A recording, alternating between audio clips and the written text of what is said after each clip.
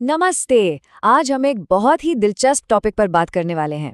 ये टॉपिक है artificial intelligence यानी एआई, और ये कैसे भारत की हेल्थ केयर और मेडिकल की पढ़ाई को पूरी तरह से बदलने वाला है। यकीन मानिए, ये एक ऐसा बदलाव है जो हम सबकी जिंदगी पर असर डालेगा। तो चलिए इसे थोड़ा और करीब से समझते हैं। जरा सोचिए, हर साल हमारे देश में लगभग 25 लाख स्टूडेंट्स डॉक्टर बनने का सपना देखते हैं और नीट का एग्जाम देते हैं। 25 लाख! ये नंबर दिखाता है कि हमारे देश में इस प्रोफेशन के लिए कितना जबरदस्त जुनून है। पर असली चुनौती वो तो इसके बाद शुरू होती है। जी हाँ, 25 लाख उम्मीदवार और सीटें हैं सिर्फ 1 लाख के करीब। इसका सीधा सा मतलब है कि कंपटीशन इतना ज्यादा है कि लाखों होनहार स्टूडेंट्स का सपना टूट जाता है।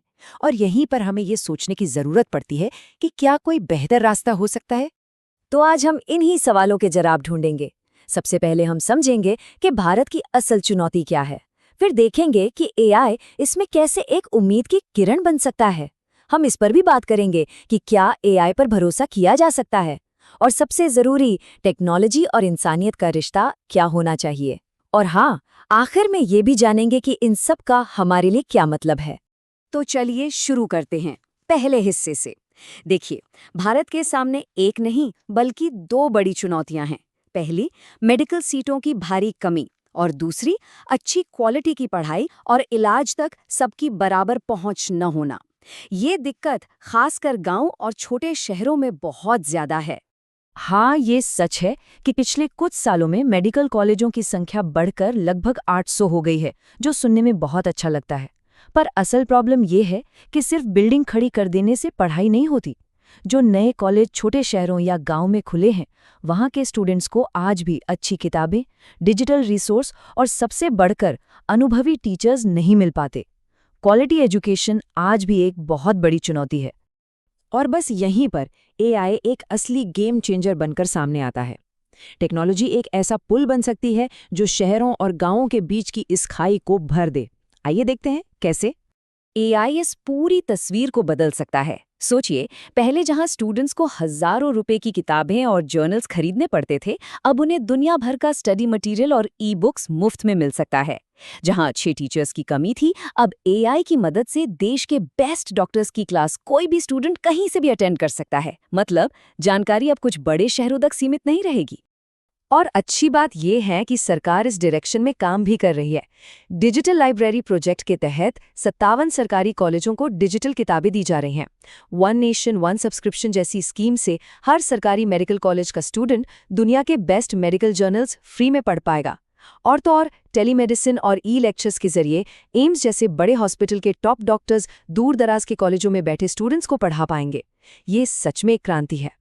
अब एक बहुत ही जरूरी सवाल, जब बात हमारी सेहत और हमारे बच्चों की पढ़ाई की हो, तो हम किसी भी नई टेक्नोलॉजी पर आंखें बंद करके भरोसा नहीं कर सकते, है ना? यहीं पर कॉन्सेप्ट आता है रिस्पॉन्सिबल एआई का, यानी एक जिम्मेदार एआई। तो सवाल बड़ा सीधा है, क्या एआई पर भरोसा किया जा सकता है? इसका जवाब इस बात में है कि हम उसे बनाते कैसे हैं और इस्तेमाल कैसे करते हैं।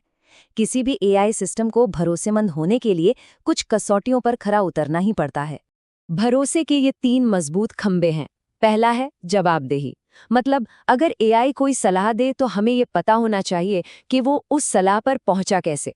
दूसरा है निष्पक्षता। मतलब, एआई जो भी जानकारी दे वो बिना किसी भेदभाव के सही होनी चाहिए। और तीसरा, जो शायद सबसे जरूरी है, वो है प्राइवेसी। मरीजों की पर्सनल जानकारी हर कीमत पर सुरक्षित रहनी चाहिए। और हाँ, ये सबसे ज़रूरी बात है जिसे हमें हमेशा याद रखना है।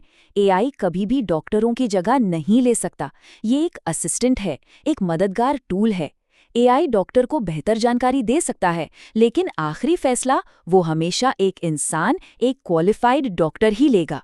और ये बात हमें एआई के सबसे खूबसूरत पहलू तक ले आती है। देखिए, एआई का असली मकसद सिर्फ मशीनों को स्मार्ट बनाना नहीं है, बल्कि हम इंसानों की जिंदगी को बेहतर बनाना है। चलिए समझते हैं कैसे। ये लाइन इस पूरी बात को बहुत अच्छे से समझाती है। लक्ष्य डॉक्टरों को हटाना नहीं, बल्कि उन्हें इस काबिल बनाना है कि वे मरीजों की देखभाल और ज़्यादा हमदर्दी और संवेदना के साथ कर सकें। एआई डॉक्टरों का कीमती समय बचा सकता है ताकि वे अपने मरीजों को ज़्यादा वक्त दे सकें। एक पैनलिस्ट ने अपना एक बहुत ही प्यारा किस्सा सुनाया। उन्हें अपने बचपन के करनाल वाले फैमिली डॉक्टर याद आए। वो सिर्फ डॉक्टर नहीं थे बल्कि परिवार का हिस्सा थे। आज बड़े शहरों की भागदौड़ में वो अपनापन, वो इंसानी टच कहीं खो गया है। एआई उस अपनेपन को वापस लाने में हमारी मदद कर सकता है। वर्ल्ड हेल्थ ऑर्गेनाइजेशन भी यही कहता है कि अच्छी हेल्थ केयर के लिए हमदर्दी सबसे ज़रूरी चीज़ है। अब आप सोचिए, जब एआई डॉक्टरों का सारा कागजी काम, रिपोर्ट बनाना, अपॉइंटमेंट मैनेज करना, ये सब संभाल लेगा, तो डॉक्टर को क्या मिलेगा? डॉक्टर को मिलेगा वक्त अपने मरीज से बात करने का, उसकी तकलीफ को समझने का, उसे हिम्मत देने का। यही तो है टेक्नोलॉजी का सही इस्तेमाल। तो इन सारी बातों का निचोड़ क्या है? इसका हम सब के लिए, स्टूडेंट्स के लिए, मरीजों के लिए और पूरे देश के लिए क्या मतलब है? चलिए इसे भी समझ लेते हैं। इसका फायदा हर किसी को मिलेगा। स्टूडेंट्स को देश के बेस्ट टीचर्स और स्टडी मटेरियल मिलेगा, चाहे वो किसी भी शहर या गांव में हो। मरीजों को खासकर दूर दराज के इलाकों में बेहतर और तेज इलाज मिलेगा। डॉक्टरों को मरीजों पर ध्यान देने के लिए ज्यादा समय मिलेगा, जिससे देखभाल और बेहतर होगी। और इन सब के आखिर में, जब देश के लोग स्वस्थ होंगे तो भारत एक ज्यादा मजबूत और बेहतर देश बनेगा। तो आज की बातचीत का सार बस यही है, एआई डॉक्टरों को रिप्लेस करने के लिए नहीं आ रहा, बल्कि ये एक ऐसा जबरदस्त टूल है जो उनके हाथों को और मजबूत करेगा, ताकि वो अपना काम पहले से भी बेहतर तरीके से कर सकें। आने वाला कल टेक्नोलॉजी और इंसानियत के संगम का है। सवाल अब बस ये है कि हम इस ताकतवर टूल का इस्तेमाल अपनी सबसे बड़ी चुनौतियों को सुलझाने के लिए और कैसे कैसे कर सकते हैं।